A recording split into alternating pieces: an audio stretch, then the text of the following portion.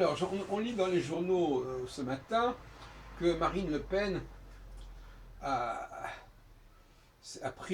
a épousé la cause du féminisme pour combattre l'immigration. Et ça fait beaucoup rire et jaser dans la- à la cantonade, parce que jusqu'à présent, on considérait que le Front National n'était pas vraiment du côté féministe. Bon. Et effectivement, mais en tant que femme, d'une certaine manière, elle a cru bon de jouer cette carte-là. Je ne suis pas sûr que ce soit très intelligent de sa part, pour différentes raisons. Et puis on ne peut pas tout mélanger. Mais pour en revenir à cette question du féminisme, euh, les hommes peuvent... Il y a des hommes qui sont, à mon avis, très intéressés par le féminisme.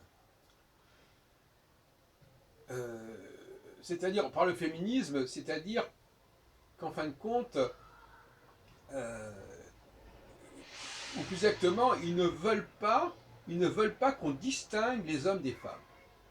Pourquoi est-ce qu'ils ne veulent pas qu'on distingue les hommes des femmes? Parce que, pour des raisons qui sont exactement à l'inverse de celles que l'on croit.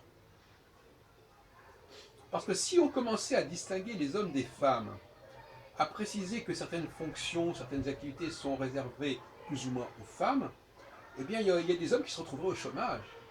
Il y a des hommes qui auraient des débouchés qui se fermeraient. Notamment les hommes les moins brillants, les moins doués, euh, seraient les plus menacés par la fermeture d'un certain nombre de jobs.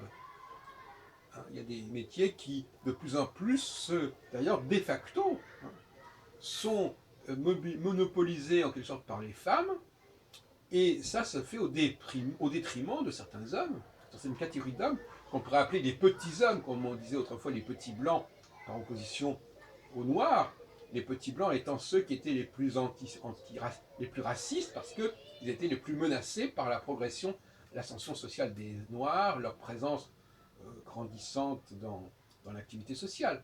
Donc il faut bien comprendre que le refus de distinguer les hommes et les femmes, ça peut venir de motivations qui ne sont pas du tout celles qu'on imagine. Ce sont des motivations qui, on comprend d'ailleurs aujourd'hui très bien en quoi ce danger existe, ce sont des motivations qui sont liées au fait que on finirait par exclure les hommes de certaines activités.